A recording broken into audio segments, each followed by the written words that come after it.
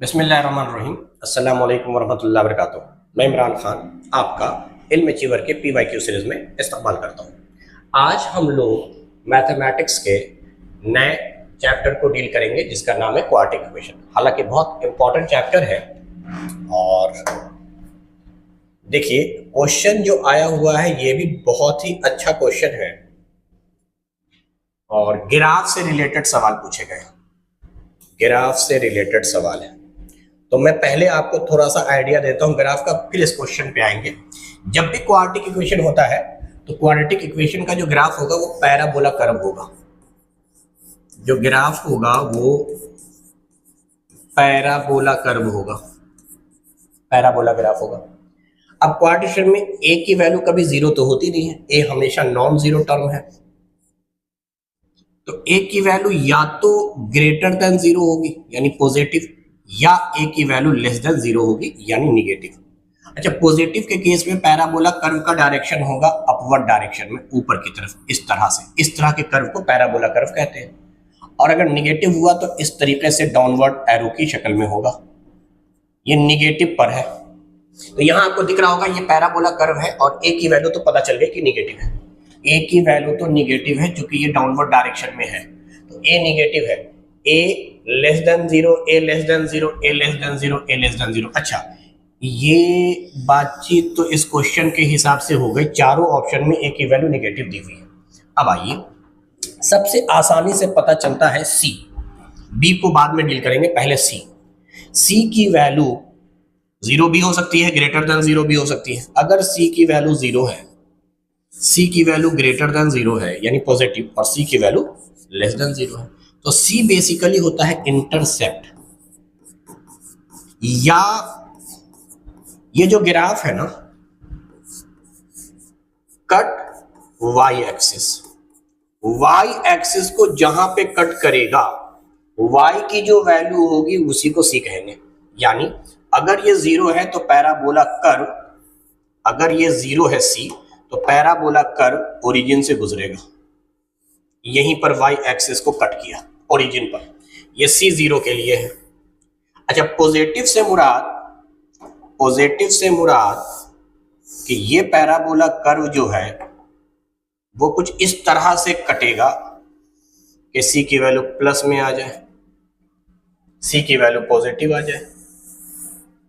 अच्छा, निगेटिव से मुराद parabola curve इस तरीके से हो कि निगेटिव वाई को कट करे। ये है सिचुएशन। तो यहां पे चलिए सी को चेक करते हैं। वाई एक्सिस को जहां पर इंटरसेक्ट किया है ये ओरिजिन से ऊपर है, तो सी की वैल्यू तो पॉजिटिव होगी भाई।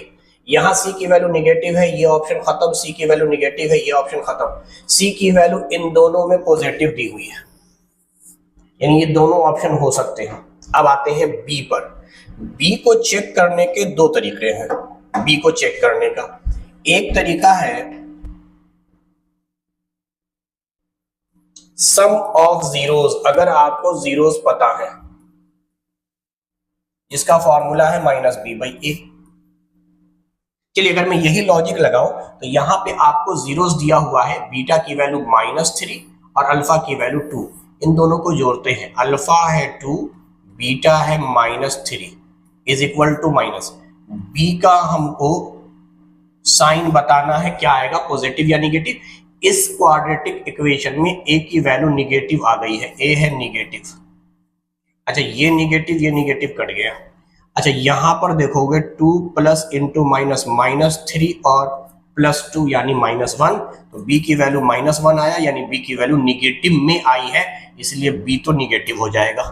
बी आपका निगेटिव हो जाएगा। बी निगेटिव यहीं पे दिया है, तो ए निगेटिव है, बी निगेटिव है, सी पॉजिटिव है। अच्छा, दूसरा तरीका होता है मिनिमा मैक्सिमा से। तो इसमें पैराबोला ऊपर की तरफ गया है तो मैक्सिमा निकालेंगे।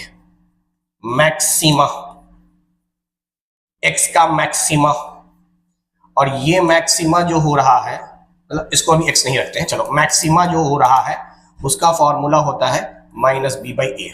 ऐसे एक्स की वो मैक्सिमम वैल्यू होती है, इसलिए मैंने एक्स मैक्सिमा लिखा था। तो आप मैक्सिमा से ही बता सकते हैं, मैक्सिमा ऊपर की तरफ है तो पॉजिटिव है, मैक्सिमा, अच्छा माइनस, अच्छा सॉरी गलत मैंने बता दिया, यहां पर मैक्सिमा पता नहीं चल रहा है, एक्स की वैल्यू पॉजिटिव भी हो सकती है, जीरो भी हो सकती है, तो इसको आप मैक्सिमा से मत निकालें, ठीक है।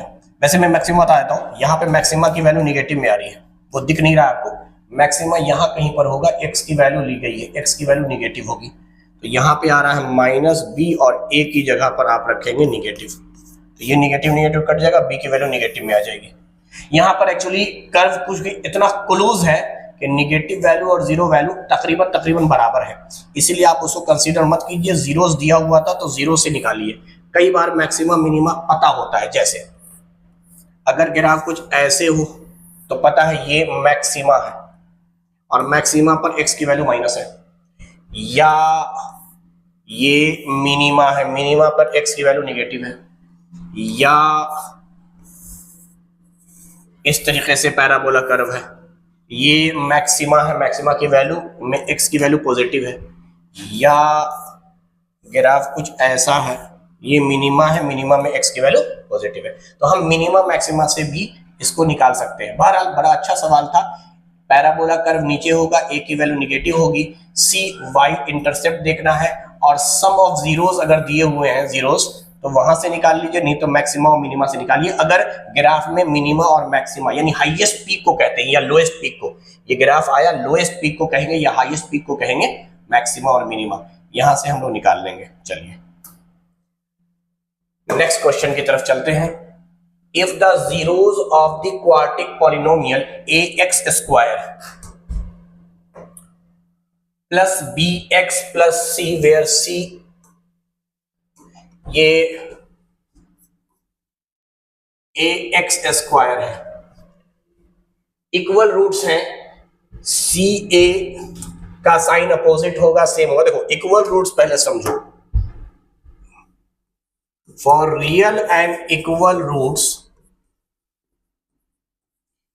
रूट्स का मतलब है d की वैल्यू जीरो के बराबर होगी, d डिस्क्रिमिनेंट है जिसका फॉर्मूला होता है B square minus 4ac is equal to 0, तो B square is equal to 4ac।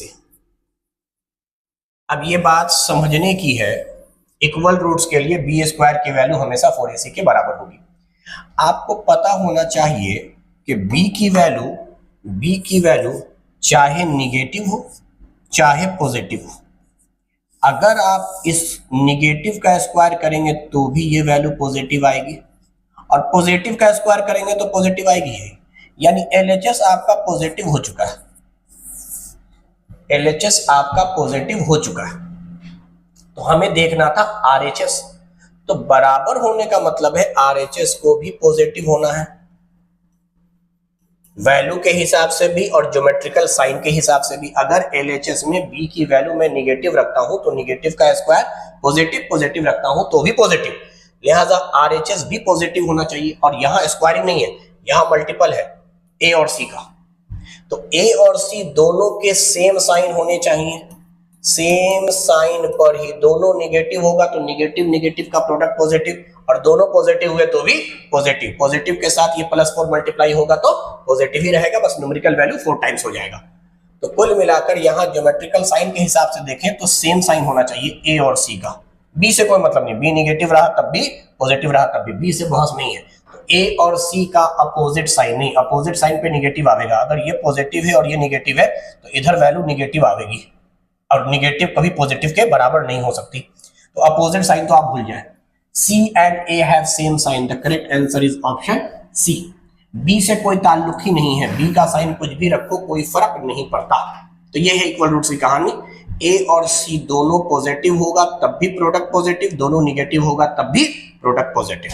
चलिए नेक्स्ट क्वेश्चन की तरफ चलते हैं।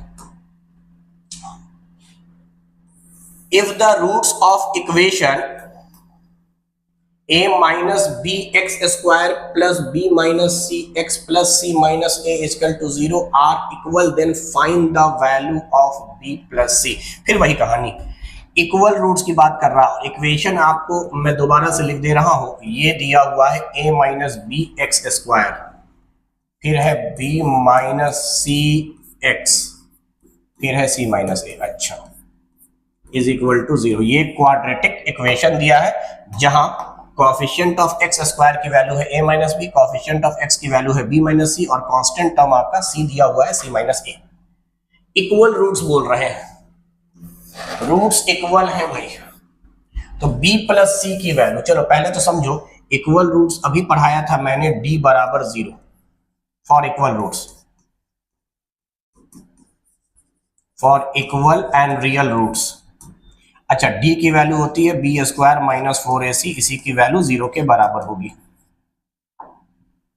अब हम लोग इस एक्सप्रेशन से b की वैल्यू लिखेंगे b minus C, coefficient of x को b कहते हैं, तो यहाँ कोएफिशिएंट ऑफ x यानी b दिया हुआ है b माइनस सी, इस पर होल स्क्वायर माइनस 4, a कह रहे हैं कोएफिशिएंट ऑफ x स्क्वायर जो दिया हुआ है a माइनस बी, और c कह रहे हैं कांस्टेंट टर्म जो दिया हुआ है c माइनस ए, इसकी वैल्यू 0 के बराबर है। जो निकालना है उस पर लास्ट में सोचेंगे कि b प्लस सी की वैल्यू निकालना है, पहले हम इसको सॉल्व करते हैं। ये तो मुझे आंटी दिख रही है a माइनस बी का होल स्क्वायर, तो ये बन जाएगा a square plus B square minus 2ab। अच्छा, पहले इनको सॉल्व कर लेते हैं, तो a से c में मल्टीप्लाई होगा ac, a में a से मल्टीप्लाई होगा minus a square, okay, b से c में मल्टीप्लाई होगा माइनस bc, और b और a मल्टीप्लाई होगा प्लस ab,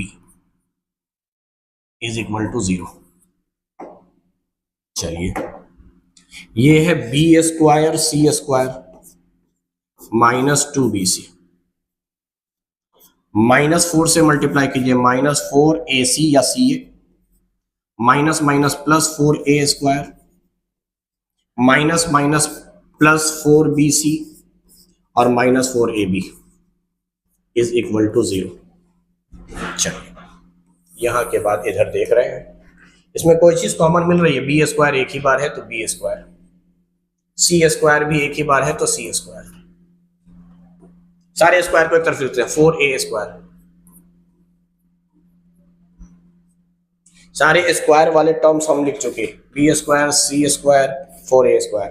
अच्छा, 2bc है प्लस 4bc है, इसका मतलब ये हो रहा है प्लस 4 और माइनस 2 ऐड होके हो गया प्लस 2bc,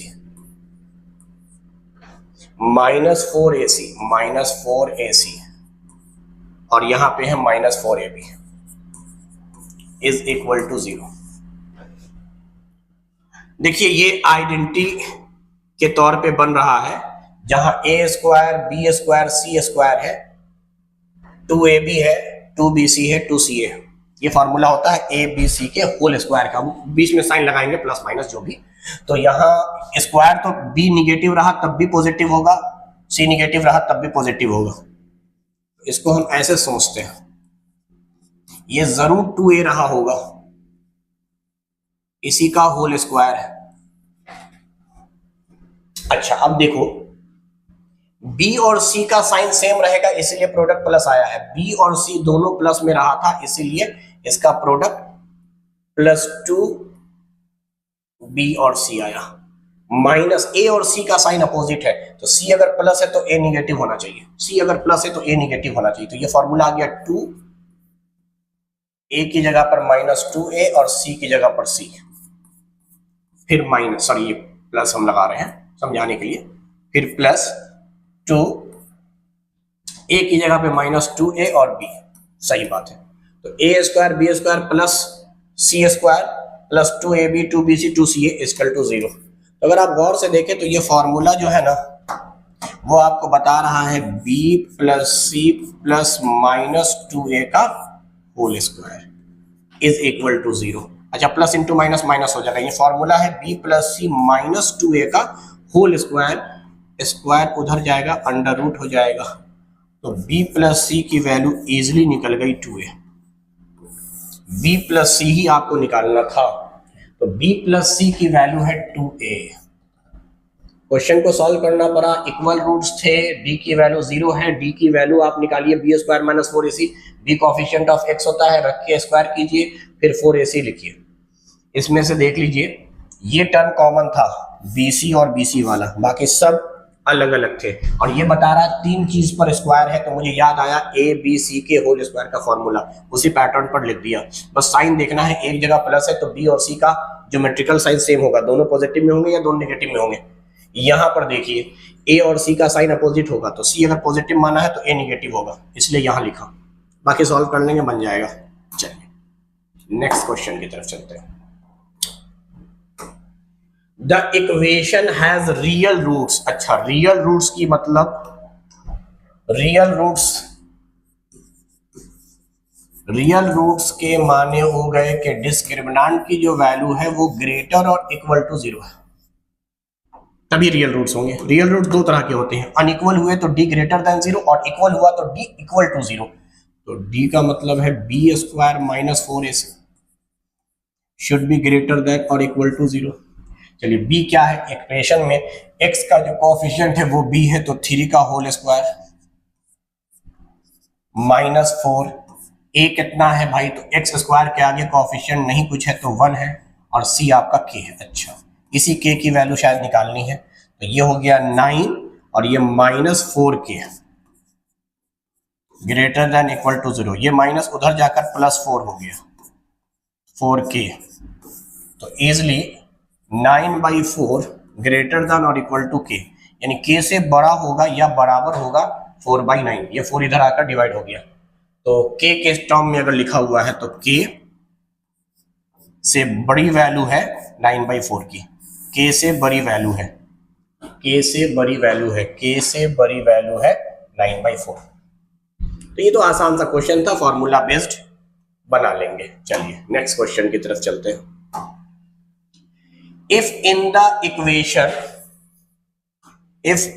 equation और इक्वेशन ये दिया हुआ है a का स्क्वायर प्लस b का स्क्वायर, ये कोएफिशिएंट हो गए हैं x स्क्वायर के, -2 acbd x plus c square plus d square. अच्छा, फिर वही कहानी, इक्वल रूट्स है, रूट्स आर इक्वल है।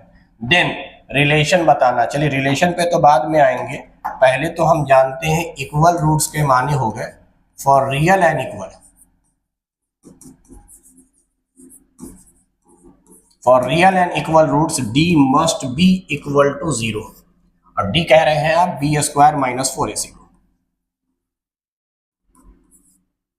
अच्छा, हम उधर भी ले जा सकते हैं, यहीं पर जरूरी नहीं है कि हर बार पहले हम ये सॉल्व करें, हम ऐसा भी कर सकते हैं। b स्क्वायर की जो वैल्यू है ना वो इक्वल टू हो गई है 4ac की, तो अब आप b की वैल्यू को डिटरमाइन कीजिए यहां से, तो b हो जाएगा ये पूरा -2 ac प्लस bd, ये b की जगह पर है, इसका whole square is equal to 4।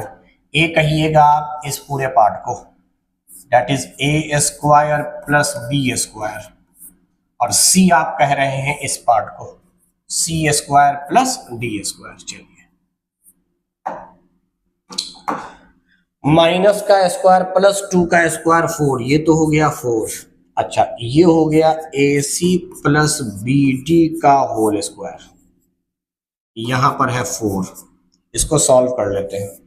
a square से c स्क्वायर मल्टीप्लाई, फिर a स्क्वायर से d स्क्वायर मल्टीप्लाई, फिर b स्क्वायर से c स्क्वायर मल्टीप्लाई, फिर b स्क्वायर से d स्क्वायर मल्टीप्लाई। अब देखिए इक्वल है तो ये लिहाजा कट गया, फिर यहां सॉल्व करना है। इसके बाद यहां a प्लस बी का होल स्क्वायर, तो ये हो गया a square plus b square plus 2ab, a plus B का होल स्क्वायर हो गया a square plus b square plus 2ab, और इधर है आपका 4 कटने के बाद a square c square, a square d square, b square c square and b square d square. देखिए कुछ चीजें शायद सेम मिल गई, उसको हम कैंसिल कर देते हैं। a स्क्वायर c स्क्वायर इधर भी प्लस में, इधर भी प्लस में, ये प्लस इधर जाकर माइनस हो जाएगा, माइनस प्लस कैंसिल, या ये प्लस वाला इधर आकर माइनस हो जाएगा कैंसिल। फिर बी स्क्वायर डी स्क्वायर भी सेम दिख रहा है, यही पार्ट उठकर इधर आ जाएगा तो यहां बचेगा 0 इज इक्वल टू, इसको आप ऐसा सोच सकते हो AD का स्क्वायर BC का स्क्वायर, ये प्लस इधर आकर -2। अच्छा इसको आप लिख सकते हो AD पहले और BC।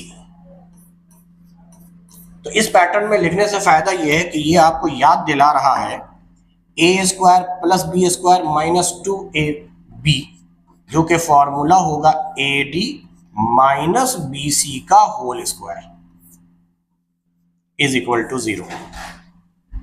ये पूरे पे स्क्वायर फिर प्लस इस पर स्क्वायर -2AB, ये लिखा गया है। मल्टीप्लाई में था तो आप सीक्वेंस लिख सकते हो AD को एक साथ BC को एक साथ। अब कुछ नहीं करना, ये स्क्वायर इधर आकर रूट हो जाएगा, √0 की वैल्यू भी 0 होगी, तो AD माइनस BC बराबर 0, लिहाजा AD बराबर BC, ये रिलेशन निकल कर आया। AD बराबर BC, ऑप्शन बी देख लीजिए। तो इक्वल रूट्स के लिए डिस्क्रिमिनेंट को 0 कर दीजिएगा, बन जाएगा। फिर से इक्वल रूट्स के सवाल आ गए हैं। If the root of equation 2x square plus, चलो मैं इसको डायरेक्ट बनाने की कोशिश करता हूं। इक्वल रूट्स के माने होते हैं b स्क्वायर की वैल्यू 4ac के बराबर होगी, तो b स्क्वायर यहां से हो गया k का whole square is equal to 4। a की जगह पे लिखेंगे 2 और c की जगह पे लिखेंगे 3, तो k बराबर हो जाएगा √4 × 2 8, 8 × 3 24। हालांकि 24 सॉल्व हो सकता है, यहीं इस 4 को निकाल दोगे 2 √6 प्लस माइनस में, रूट से पहले प्लस माइनस होता है, तो आंसर है प्लस माइनस √24। हाँ ये सही है, +6 गलत, -6 प्लस। अच्छा इसको सॉल्व ही नहीं किया था, यहीं पे लाके आंसर दे दिया है। हालांकि ऑप्शन के अकॉर्डिंग तो ये हुआ, लेकिन बेहतर तरीका ये है कि जितना रूट के अंदर की चीज सॉल्व हो सकती है उसको सॉल्व करके लिखेंगे। तो ये बहरहाल आंसर हो गया इक्वल रूट्स के लिए। चलिए नेक्स्ट क्वेश्चन की तरफ चलते हैं। If one of the zeros of polynomial is reciprocal, देखो एक रूट अगर दूसरे रूट का रेसिप्रोकल है तो इसके प्रोडक्ट की वैल्यू हमेशा बनाएगी। यानी अपने मन से अगर माने one of the root is alpha, और अल्फा का रिप्रेजेंटेशन हम मान रहे हैं कि इसके रूट्स की वैल्यू p है, और बीटा जो होगा वो अल्फा का रेसिप्रोकल है। अपने मन से ये माना, let us assume the zeros are p and 1/p, तो रूट्स एक दूसरे के रेसिप्रोकल है। One of the zero is reciprocal of other, ये दोनों जीरोस एक दूसरे के रेसिप्रोकल हैं। तो अगर रेसिप्रोकल है तो प्रोडक्ट की वैल्यू हमेशा 1 आवेगी, और प्रोडक्ट होता है c/a, तो प्रोडक्ट p × 1/p, देखो ये 1 ही आया। रेसिप्रोकल का प्रोडक्ट 1 आता है, क्रॉस मल्टीप्लाई करोगे तो a और c आपस में बराबर होगा। तो जब भी एक जीरो दूसरे जीरोस के रेसिप्रोकल हो तो समझ जाना उस पॉलिनोमियल में या उस क्वाड्रेटिक इक्वेशन में a और c की वैल्यू बराबर होगी। तो यहाँ a की वैल्यू है a² + 9, a² + 9, और c की वैल्यू है 6a। निकालना है आपको a की वैल्यू। अब देखो, या तो पूरा क्वाड्रेटिक बनाओ, +6 को उठाकर इधर लाओ -6, तो a² - 6x + 9 बराबर 0, उससे ही बनेगा। दूसरा तरीका ये होता है कि लीनियर और क्वाड्रेटिक इक्वेशन निकालने के बाद अगर हमको उस इक्वेशन के वेरिएबल ही निकालने हैं तो मैं ऑप्शन से जल्दी से निकालूं, इसको सेटिस्फाइड होना होगा। अगर आंसर आएगा तो a की वैल्यू को अगर मैं 2 मानता हूं तो 2 का स्क्वायर 4, 4 + 9 13, LHS आ गया 13, a की वैल्यू 2 रखते ही, तो RHS क्या आएगा 2 × 6 दैट इज 12। ये बराबर है? नहीं, बराबर नहीं है, ये ऑप्शन गलत हो गया। 3 रखते हैं, a की वैल्यू 3 रखिएगा तो ये हो जाएगा 9 + 9 13, a की वैल्यू 3 रखने पर ये हो जाएगा 18, 9 + 9 18, 3 रखते ही 18। इक्वल है? हाँ इक्वल है, यही आंसर है। बाकी बनाने का तरीका जो मैं बता रहा था वो ये बता रहा था, a² +6 इधर आकर -6a हो जाएगा और +9 बराबर 0। क्वाड्रेटिक को सॉल्व करने के तरीके बताए हैं। आपको मिडिल टर्म स्प्लिट करना है, तो a और c को मल्टीप्लाई कीजिए, तो ये है c और यहाँ a है 1, तो 9 इंटू 1 प्लस में आएगा 9। अब इसको आप इस तरीके से लेंगे कि मिडिल टर्म के बराबर आ जाए। यहाँ दो नंबर आएगा 3 और 3 और ऐड होकर 6 होगा। तो सिंबल के हिसाब से हम लिखेंगे -3a -3a। मैं सिर्फ न्यूमेरिकल वैल्यू लिख रहा हूँ, ए भी लिख सकते हैं अगर पूरा बनाएंगे तो। -3 -3। उसके बाद मैंने बताया यहाँ के बाद तरीका ये है, या तो आप पूरा फैक्टराइज करके बनाइए, नहीं तो सिंपल मिडिल टर्म को अगर आप साइन के साथ लिखना जानते हैं सिर्फ न्यूमेरिकल वैल्यू, तो आप इसके साइन को चेंज कीजिए और a से डिवाइड कीजिए। यहाँ a की वैल्यू है 1, यही a की वैल्यू आ गई, मतलब वेरिएबल की वैल्यू यहाँ पर। तो यहाँ पे वेरिएबल a था, a की वैल्यू आ गई 3। तो इस तरीके से भी आप बना सकते हैं।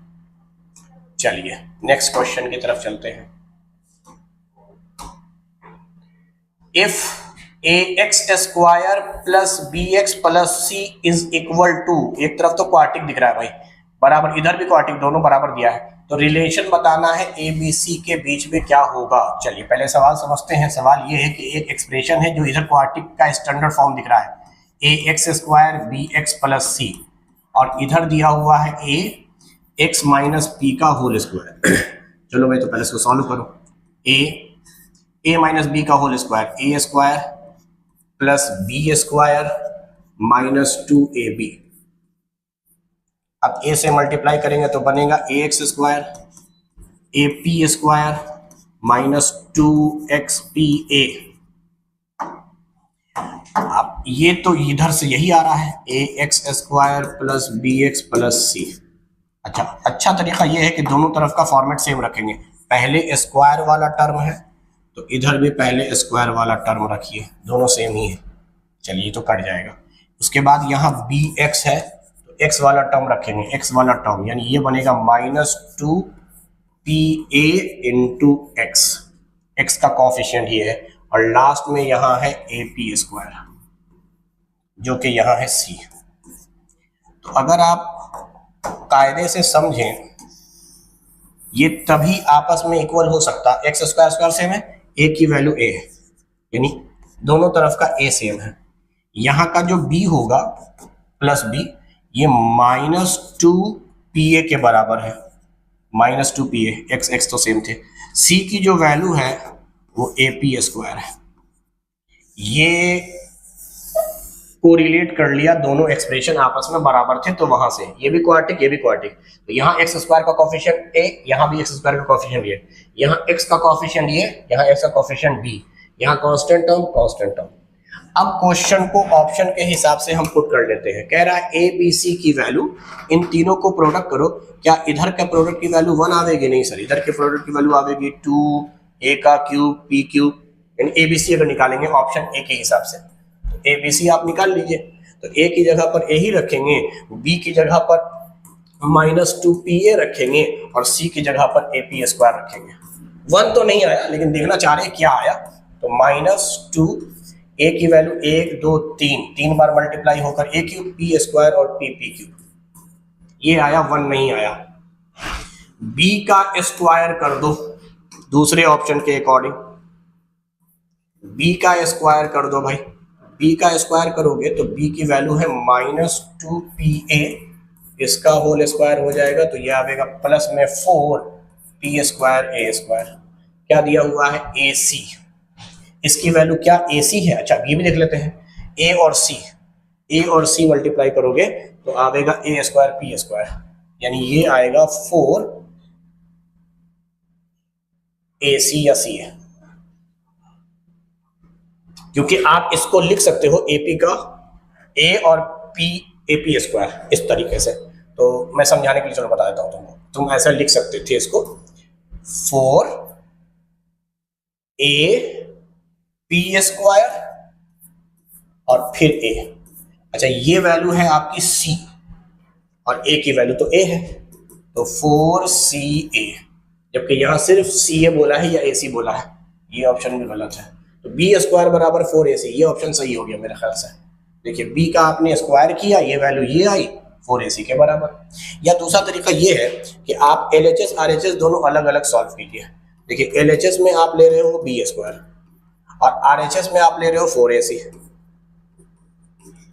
चलो तो बी स्क्वायर की वैल्यू तुम क्या लोगे, बी स्क्वायर की वैल्यू तुम लोगे बी का होल स्क्वायर यानी -2 पी ए का होल स्क्वायर, क्या बन गया भाई 4p स्क्वायर ए स्क्वायर। एलएचएस की वैल्यू ये आई।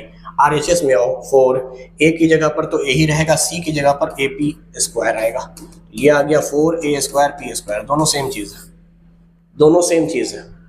सी की वैल्यू रख दीजिए, ए की वैल्यू रख दीजिए और सॉल्व कर लीजिए, दोनों सेम चीज है, लिहाजा सी इज द करेक्ट आंसर।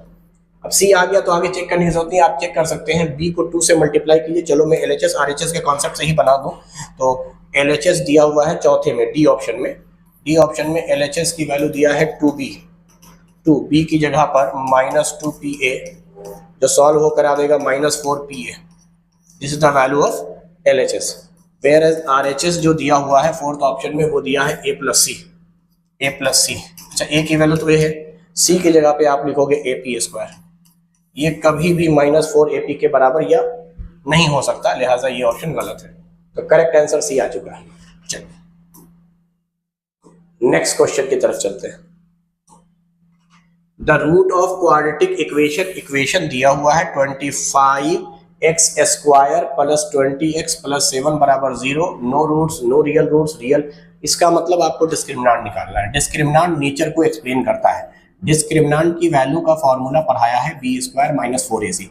चलिए बी कहते हैं कोएफिशिएंट ऑफ x को, यानी 20 का whole square that is 400 minus 4, a की जगह पे लिखिएगा 25, ये हो गया 100, और c की जगह पे लिखिएगा 7, यानी ये हो गया 100 और 7, 700, यानी 400 प्लस में है 700 माइनस में, दैट इज -300। डिस्क्रिमिनेंट चूंकि निगेटिव में है, लेस देन 0 है, तो ये अनरियल रूट्स है, इमेजिनरी रूट्स, अनरियल रूट्स है, रियल एंड इक्वल नहीं, नो रूट्स ये सही हो सकता है, नो रियल रूट्स सबसे बेहतर ये है, रियल एंड इक्वल नहीं। रियल एंड इक्वल का मतलब है डी की वैल्यू 0, रियल एंड अनइक्वल का मतलब है डी की value greater than 0, greater than 0, और जो सही जवाब है no real roots, D is less than 0 या निगेटिव। नो रूट्स का मतलब ये हो गया कि ये क्वाड्रेटिक होगा तो इसके रूट्स तो होंगे, नो रूट्स का मतलब हो गया कि भाई रूट्स निकलेगा ही नहीं, तो ऐसा नहीं है, रूट्स निकलता है, रियल रूट्स और अनरियल रूट्स, या तो रियल होगा, रियल नहीं है तो अनरियल रूट्स है। तो करेक्ट आंसर था option B, no real roots. चलिए नेक्स्ट क्वेश्चन की तरफ चले। The squared difference of zeros of quadratic polynomial x square plus px plus 45 is equal to 144, the value of p is. देखो square difference के माने ये हैं, इनके जीरोस अगर हमने अल्फा बीटा माने तो इनका डिफरेंस करने के बाद आप स्क्वायरिंग कीजिए, इसी की वैल्यू दिया हुआ है 144। अब देखो अगर आइडेंटिटी का इस्तेमाल कर रहे हो, आइडेंटिटी का इस्तेमाल करोगे तो डिफरेंस के स्क्वायर का फॉर्मूला आप सम पर निकाल सकते हो। यहां भी अल्फा स्क्वायर, यहां भी अल्फा स्क्वायर, यहां भी बीटा स्क्वायर, यहां भी बीटा स्क्वायर, यहां पर आया है -2 अल्फा बीटा, यहां +2 अल्फा, +2 को -2 अल्फा बीटा बनाने का मतलब है -4 अल्फा बीटा ऐड कर दीजिए इसमें। तो अब ये पूरा एक्सप्रेशन इसके बराबर हो गया, तो ये समझिए ये वैल्यू आपको 144 दी हुई है।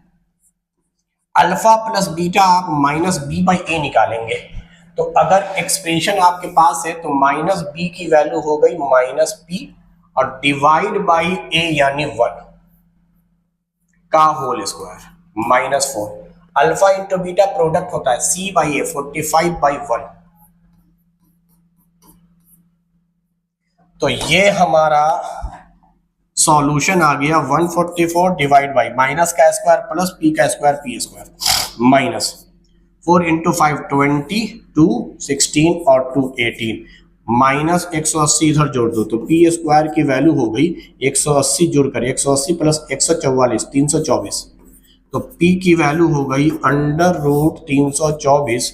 रूट से पहले प्लस माइनस का साइन होता है और ये 18 का परफेक्ट स्क्वायर होता है, तो p की वैल्यू आइदर पॉजिटिव और निगेटिव 18 है, 22। अच्छा ऑप्शन डी। चलिए नेक्स्ट क्वेश्चन की तरफ चलते हैं।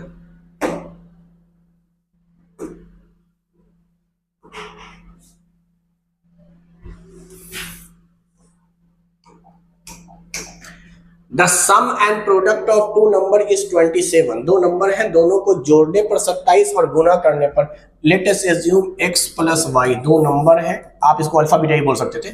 27 आ रहा है और प्रोडक्ट करने पे 182। दो नंबर जोड़ने पर 27, प्रोडक्ट करने पे 182। वन ऑफ दीज इज, इनमें से कोई एक नंबर, या तो इसको आप लीनियर इक्वेशन वगैरह से बना लीजिए, यहां से आप x की वैल्यू निकाल कर यहां पुट कीजिए, क्वाड्रेटिक आवेगा, वैल्यू निकालेंगे। दूसरा तरीका मैं ऑप्शन से निकालता हूं। खुद से सोचिए लॉजिकली, आपसे एक नंबर बोल रहा है, यानी x y में से कोई एक। अगर एक नंबर 18 है, लेट अस अज्यूम ये वाला एक्सप्रेशन में ले रहा हूं, ऑप्शन ए के अकॉर्डिंग x की वैल्यू अगर 8 है तो y की वैल्यू हो जाएगी 19, तभी तो इन दोनों नंबर का सम 27 होगा। अगर पहला नंबर 10 है तो दूसरा नंबर जरूर 17 रहा होगा, तभी तो इन दोनों का सम 27 है। अगर एक 12 है तो दूसरा 15 रहा होगा, तभी तो इनका सम 27 है। और अगर 14 है तो 13 होगा, तभी तो 27 है। तो अगर आपको सम की वैल्यू दे दे और उसमें से कोई एक नंबर पूछे, तो इसका मतलब एक नंबर नोन है, दूसरा 27 में से घटाकर निकालेंगे। एक 8 है, दूसरा 27 में से 8 घटाकर 19। एक 10 था, 27 में से 10। इस तरह से हमने दो नंबर निकाल लिए। अब क्वेश्चन आसान है, इन दोनों को प्रोडक्ट करो, 182 आवेगा। तो 19 को 8 से मल्टीप्लाई करने पर 182 थोड़ी आता है। 10 और 17 को मल्टीप्लाई करने पे थोड़ी आता है। ये तो इसको तो यूनिट डिजिट से भी देख लेंगे, यूनिट डिजिट से भी 5 और 2 मल्टीप्लाई होगा, 0 आवेगा, यूनिट डिजिट 2 है। 14 इंटू 13 182 होता है भाई। तो करेक्ट आंसर तो यही हो गया। एक तरीका ये है ऑप्शन वाला। बाकी तो बनाने का तरीका मैंने बता दिया कि अगर कोई कहे कि सर यहाँ से हम y की वैल्यू निकाल लें तो 182 डिवाइड बाई x आवेगा, इसमें सब्स्टिट्यूट कर दो, x को x रहने दो, y की जगह पर 182 डिवाइड बाई x कर दो इज इक्वल टू 27। एलसीएम ले लो, x square plus 182 is equal to 27। तो x square plus 182 is equal to 27x। उठाकर इधर ले आओ, क्वाड्रेटिक इक्वेशन बन गया। यहां से सॉल्व करके x की वैल्यू निकालो, दो आंसर आवेगा। उसके बाद उस x की वैल्यू को या तो यहां पुट कर दो या यहां पुट करके y निकाल दो। उसमें से देखो कौन सा ऑप्शन दिया हुआ है, x की वैल्यू या y की वैल्यू। कोई एक ही पूछा है, कोई एक ही वैल्यू दिया हुआ होगा। तो ये तरीका है। बाकी ऑप्शन से ज्यादा आसान होता है। लीनियर क्वाड्रेटिक इक्वेशन के कई क्वेश्चन ऑप्शन से भी बना दिए जाते हैं। चलिए नेक्स्ट क्वेश्चन की तरफ चलते हैं। ये भी अच्छा सवाल है और ग्राफ से इसको हम ट्राई करते हैं। निगेटिव और पॉजिटिव वैल्यू जब पूछे, एक तो हुआ कि ऑप्शन पुट करेंगे, उसमें टाइम बर्बाद करने से अच्छा है आप सोचो। ये निगेटिव पॉजिटिव बाद में देखता हूं। ये हमारे पास एक एक्सप्रेशन दिया हुआ है, P square minus 5p plus 6। अब देखिए, पहले सवाल में मैंने ग्राफ बनाया था, मैं इसको ग्राफ से बनाऊंगा, लेकिन मैं पहले चाह रहा हूं इस पॉलिनोमियल या इस क्वाड्रेटिक इक्वेशन को सॉल्व करो। तो यहां पर p की वैल्यू देखो क्या आएगी, जो मैंने ट्रिक बताया था उसी से बनाता हूं। ये चलो इसको पूरा बनाता हूं, सॉल्व करता हूं। तो पी स्क्वायर, क्या a और c का प्रोडक्ट प्लस 6 आ रहा है? 6 का मतलब है दो नंबर इस तरह से लेना है कि इनको जोड़ने पर मिडिल टर्म आ जाए। तो -2p माइनस 3p प्लस 6। वैसे ट्रिक से मैं बताता तो मैं यहाँ पे सिर्फ -2 और -3 लिखता, और फिर मैंने कहा था साइन चेंज करके a से डिवाइड करेंगे। तो -2 बन जाता +2, a तो था 1, ये 2 और 3 ही आंसर आएगा। उस ट्रिक से अगर देखो तो सिर्फ मैं p लिख देता हूँ, सिर्फ न्यूमेरिकल वैल्यू -2 -3, दो मिडिल टर्म है, दोनों का साइन चेंज करके a से डिवाइड कर दो। चलो ये हमारे पास, इसको इक्वेशन की शक्ल बना लेते हैं। ये हमारे पास आ गया, यहां से p कॉमन निकाल लें। क्या p कॉमन निकाल लेंगे तो यहाँ बचेगा p -2, यहां से -3 कॉमन निकाल लें। क्या p -2 बराबर 0। तो ये हुआ फैक्टराइजेशन मेथड, जिसमें इसको अगर 0 के बराबर करोगे तो p की एक वैल्यू आवेगी 2 और दूसरी वैल्यू आवेगी 3, जो मैंने शुरू में ही कहा कि 2 और 3 ही आंसर आ रहा है। अब सुनो मैं समझाना क्या चाह रहा हूं। हम इसका ग्राफ प्लॉट करेंगे, ये ग्राफ प्लॉट करेंगे। मान लो ये 1 है, ये 2 है, ये 3 है, ये 4 है, ऐसे ही रफली। इधर वैल्यू निगेटिव में आ रहा है, इधर वैल्यू पॉजिटिव में आ रहा है, इधर वैल्यू निगेटिव में आ रहा है, इस तरीके से, और इधर वैल्यू पॉजिटिव में आ रहा है।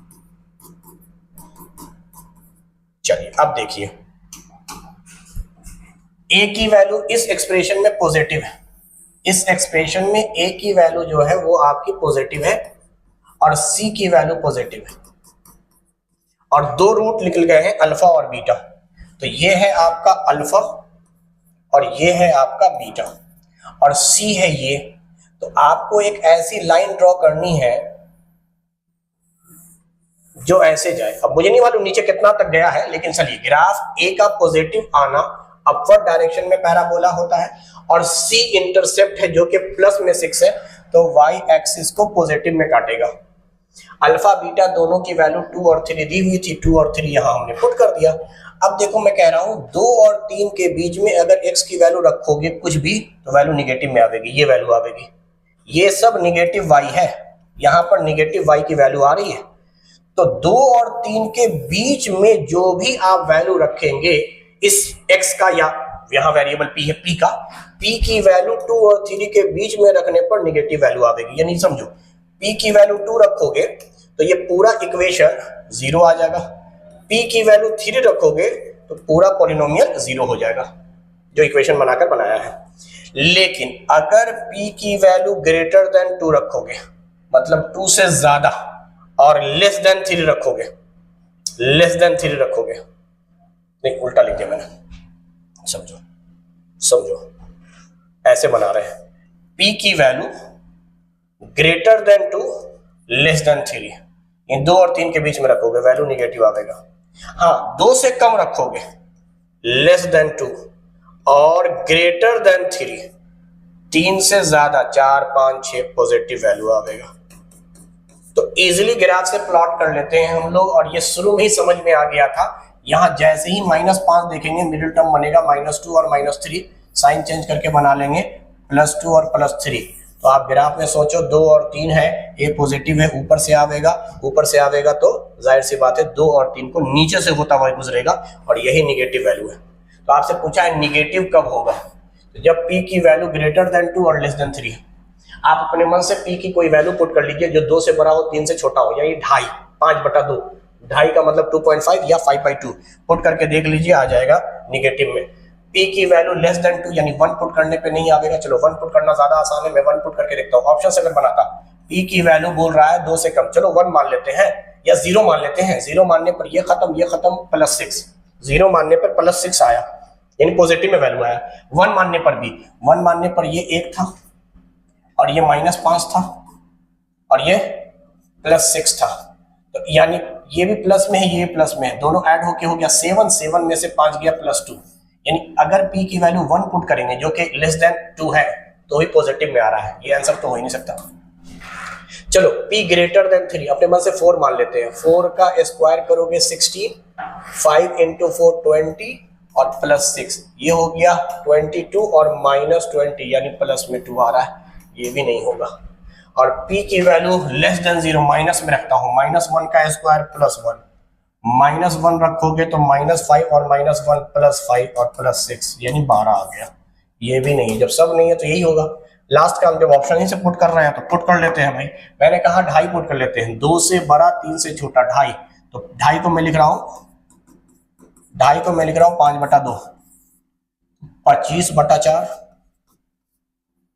माइनस 5 को 5 से मल्टीप्लाई करेंगे 25/2 +6। चलो इसको पहले सॉल्व कर लेते हैं। ये वैल्यू आ जाएगा एलसीएम के हिसाब से 4। ये चलो पूरे को कर लेते हैं, पूरे को। तो एलसीएम ले लोगे 4, ये तो आएगा 25, ये आएगा 50 और ये आएगा 24। अच्छा, ये दोनों 49 हो गया प्लस में और 50 माइनस में यानी -1/4। तो निगेटिव वैल्यू आ गई 2.5 पुट करते ही। बाकी ग्राफ से बनाना ज्यादा आसान है, ज्यादा अच्छा है अगर ग्राफ का कॉन्सेप्ट आपके पास है तो, नहीं तो पुट करके बनाइए। Next question, the altitude of right angle triangle, altitude कहते हैं हाइट को, ये है राइट एंगल ट्रायंगल। चलिए इसमें इसका नाम मान लीजिए एल्टीट्यूड रखा, तो altitude of right angle triangle is 5 centimetre less than base x centimetre. इसको चलो बेस मान लेते हैं, बेस की वैल्यू बोला है x सेंटीमीटर और एल्टीट्यूड जो है वो उससे 5 कम है, बेस से 5 सेंटीमीटर कम है। दिस इज द एल्टीट्यूड, और कह रहा है and the quadratic equation represented the above situation, sorry and के बाद है hypotenuse is 6 centimetre, hypotenuse is 6 centimetre, ठीक है ना, hypotenuse is 6 centimetre, quadratic equation बताना है क्या होगा। चलिए देखिए, ये तो पाइथागोरस थ्योरम के हिसाब से याद है, इसका होल स्क्वायर प्लस इसका होल स्क्वायर बराबर इसका होल स्क्वायर, x माइनस 5 का होल स्क्वायर प्लस x का होल स्क्वायर बराबर 6 का स्क्वायर। यहां से सॉल्व कर लीजिए भाई, a माइनस बी का whole square, a square plus B square minus 2ab। अब देखो x स्क्वायर ऐड होके हो गया 2x स्क्वायर, अच्छा माइनस 10x है, ये 36 प्लस में है, इधर आकर माइनस 30x प्लस 21 यानी माइनस 11 होगा, माइनस 11 होगा। ये क्वाड्रेटिक इक्वेशन बन गया, 2x square minus 10x minus 11 equal to 0, पहला ही इक्वेशन आंसर है। चलिए नेक्स्ट क्वेश्चन की तरफ। A train traveled 288 kilometer at uniform speed. If speed has been 4 km per hour more, it could have taken 1 hour less for the same journey than the speed of train is. सुनिए, इस तरह के सवाल के लिए मैंने बताया था कि आप हमेशा एक्सप्रेशन ये वाला इस्तेमाल कीजिए, क्योंकि टाइम में अंतर दिया हुआ है, स्पीड के बढ़ते ही टाइम कम हो गया, तो टाइम बराबर हम लोग बोलेंगे distance by speed.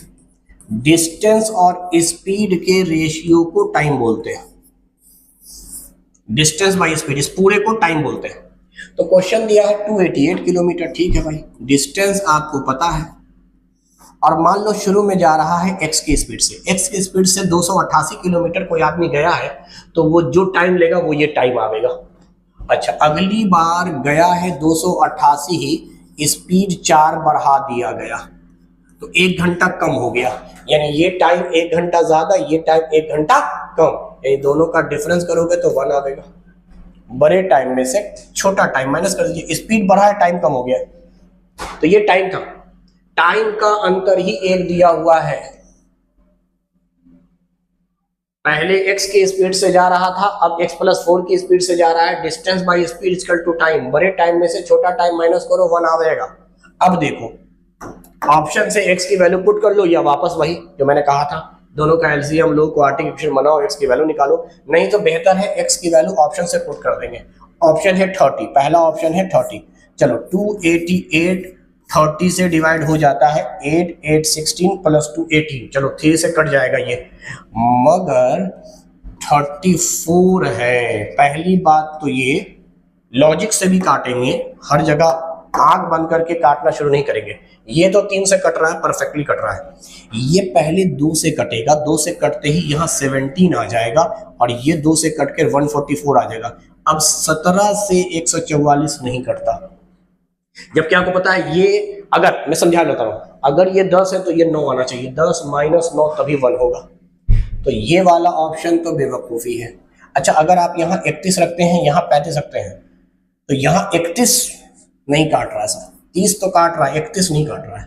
C option जरा सोचते हैं, 288 बटा 32, 32 2 के मल्टीपल में है, हो सकता है 288 बटा, अच्छा 4 जोड़ देंगे ना, 32 और 4 36, देखते हैं इनका डिफरेंस आ रहा है कि नहीं आ रहा। मेरे ख्याल से आ जाना चाहिए, क्योंकि ये भी कटता हुआ दिख रहा है, ये भी। चलो इसको पहले हम जानबूझकर काट रहे हैं 16 से, 16 दूनी 32, 28 था, 16 इकाही 16, यहाँ बचा 12, 128 हो गया, 16 8, फिर 2 से काट दो, 2 नमा, ये पूरी तरह से 9 मरतबा कट गया, दैट भी काट सकते थे, 2 नमा 18, हाथ में रहा 1, 27 और 1 28, सही बात है।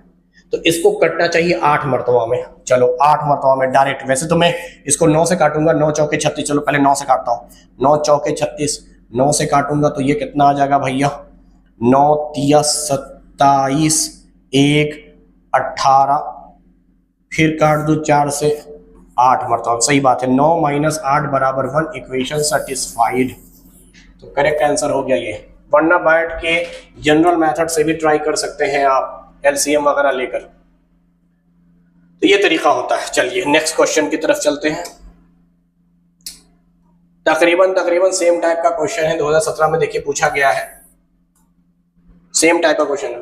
A motor boat whose speed is 18 kilometre per hour in still water take 1 hour more to go 24 kilometre upstream than to return downstream at the same spot, find the speed of stream. चलिए भाई, इस बार distance 24 kilometre दिया हुआ है और दो situation है, ये 24 किलोमीटर है, एक बार अप स्ट्रीम में जा रहा है, अप स्ट्रीम में स्पीड माइनस होता है, तो बोट की स्पीड में से आप स्ट्रीम की स्पीड माइनस कर दीजिए, ये अप स्ट्रीम की स्पीड है और ये अप स्ट्रीम में बिताया गया समय आ गया, डिस्टेंस बाय स्पीड। अगला है रिटर्न आ रहा है, तो इसको डाउन स्ट्रीम फील हो रहा है, डाउन स्ट्रीम में स्पीड जुड़ जाती है, बोट प्लस स्ट्रीम, स्ट्रीम की स्पीड x माना। अच्छा, फिर वही इसमें समय ज्यादा लगेगा क्योंकि स्पीड कम है, स्पीड कम है टाइम ज्यादा है, यहाँ स्पीड ज्यादा थी टाइम कम है और दोनों के टाइम का डिफरेंस 1 है, चाहे 1 आवर मोर हो चाहे 1 आवर लेस हो, कंपेयर टाइम तो 1 है, 1 घंटा ज्यादा लगे 1 घंटा कम लगे, कंपेयर टाइम 1 है। तो हम लोग ऐसे ही बनाते हैं, distance by speed, distance by speed, speed अगर कम रखोगे तो टाइम ज्यादा आवेगा, स्पीड अगर ज्यादा रखोगे टाइम कम आवेगा, बड़े टाइम में से छोटा टाइम घटा दोगे पॉजिटिव में टाइम आ जाएगा। तो अब x की वैल्यू पुट कर लीजिए भाई। पहली बात तो ये है कि कभी भी ये निगेटिव नहीं हो सकता, क्योंकि अगर ये निगेटिव हुआ तो ये पूरा फ्रैक्शन निगेटिव, निगेटिव का सब कोई पॉजिटिव होगा नहीं, तो ये निगेटिव में कब आएगा, जब x की वैल्यू 18 से बड़ी दी हुई हो, 18 से बड़ी यहां दी हुई है, 18 से बड़ी यहां दी हुई है, तो आप x की जगह पर ये 54 और 60 रख ही नहीं सकते। लॉजिक सोचो, अगर 54 रख दोगे तो ये पूरा निगेटिव आ जाएगा, 60 रख दोगे ये पूरा निगेटिव आ जाएगा, इसलिए पॉसिबल नहीं है। 8 और 6 रख सकते थे, चलिए पहले ऑप्शन के हिसाब से अगर हम 6 रखना चाह रहे हैं x की वैल्यू, तो ये आ जाएगा 24, x की जगह पे 6 रखोगे, 18 माइनस 6 12, और ये कट भी रहा है 2, अच्छी बात है, यहाँ 24 और वापस देखो यहाँ जैसे ही 6 रखोगे 18 प्लस 6 24, यानी 1, 2 माइनस 1, इक्वेशन सेटिस्फाइड। मैं इस बार ऑप्शन डी भी रखकर सोचता हूं जरा कि अगर ऑप्शन डी 8 रख देते तो 24 डिवाइड बाई x की जगह पे 8 रखेंगे तो 10 आ जाएगा, 2.4। अच्छा, यहां 8 रखेंगे तो 18 प्लस 8 26। सोचने वाली बात है, यहां तो टाइम आ गया 2.4, अब 2.4 में से कम 1.4 घटाने पर 1 आवेगा। 1 कब आवेगा, जब इसका रेशियो काट कर 1.4 आता, और आपको पता है 24/26 हमेशा लेस देन 1 आवेगा, लेस देन 1 आवेगा, 1 से ज्यादा तो आ ही नहीं सकता क्योंकि डिनोमिनेटर बड़ा है, बाकी काट कुट के बनाओ, ये आंसर पॉसिबल नहीं है, इसलिए आंसर हो गया ए। चलिए नेक्स्ट क्वेश्चन की तरफ चलते हैं। Sum of area of 2 square is 468 metre square, 2 square है और उनका जो एरिया है उसका सम है 468, 2 स्क्वायर होंगे, समझाने के लिए मैंने बना दिया, 2 स्क्वायर है, एक बड़ा स्क्वायर एक छोटा स्क्वायर है। चलिए इस स्क्वायर के हर साइड को हमने ए नाम दे दिया, इसके हर साइड का नाम बी रख दिया। The difference of their perimeter, अच्छा इसका एरिया तो हो जाएगा भैया ए स्क्वायर, इसका एरिया हो जाएगा बी स्क्वायर, इसका पेरीमीटर अगर आप निकालेंगे तो वो होगा 4a और इसका पेरीमीटर हो जाएगा 4b। क्या बोल रहा है, एरिया का सम, एक्सप्रेशन से पहले सोचें, इसकी साइड अगर a है तो इसका एरिया था ये, इसका एरिया ये था, क्वेश्चन में कह रहा है एरिया का सम दिया हुआ है 468 मीटर स्क्वायर और पेरीमीटर का डिफरेंस, बड़े वाले स्क्वायर में से छोटे वाले स्क्वायर के पेरीमीटर को घटाएंगे तो डिफरेंस आएगा 24। साइड ऑफ लार्जर यानी ए निकालने को कह रहा है, ए निकालने को कह रहा है। चलिए यहीं से हम सोचते हैं कि अगर हम यहाँ से 4 कॉमन ले लें तो a माइनस बी की वैल्यू हो जाएगी 6, a निकालना है तो a की वैल्यू हो जाएगी b प्लस 6, यानी बड़ा साइड छोटे साइड से 6 बड़ा है, यही मतलब हो रहा है। बड़ा साइड अगर दिया है, छोटा निकालना, 6 घटा के निकाल लो। तो मैं कोशिश करता हूं, वैसे तो मैं वापस इसको ऑप्शन से बनाऊंगा, लार्जर साइड निकालना है, the side of larger square in metre, ठीक है मीटर नहीं आएगा। तो सुनिए मैं क्या बता रहा हूं, ऑप्शन में लार्जर यानी ए की वैल्यू दी हुई है, अगर ए की वैल्यू 18 है, अगर ए की वैल्यू 18 है तो बी की वैल्यू हो जाएगी 6 कम करके 12। अच्छा, अगर ऑप्शन बी के अकॉर्डिंग ए की वैल्यू 16 दिया है तो बी की वैल्यू हो जाएगी 10। 6 कम होगा, 6 कम होगा, ये 8 और ये 6 कम यानी 12। ए आपको दिया हुआ है, ए इज द लार्जर साइड, तो छोटा साइड क्या होगा, बी निकालना होगा, 6 कम कर देंगे। अच्छा, ये क्यों बताया सुनिए। अब एरिया निकालिए और यूनिट डिजिट से कोशिश करेंगे। वैसे तो मैं डायरेक्ट स्क्वायर कर सकता हूं। अगर किसी स्क्वायर का साइड 18 है तो इसका एरिया हो जाएगा 18 का होल स्क्वायर, दैट इज 24। और साथ में अगर छोटे वाले स्क्वायर का साइड 12 है तो इसका एरिया हो जाएगा 12 का स्क्वायर 144।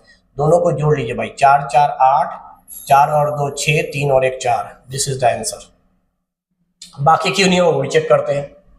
इसका एरिया हो जाएगा 256, 16 का स्क्वायर, और 10 का होता है 100। दोनों का सम कीजिएगा 356 होगा, जबकि ये 468 है।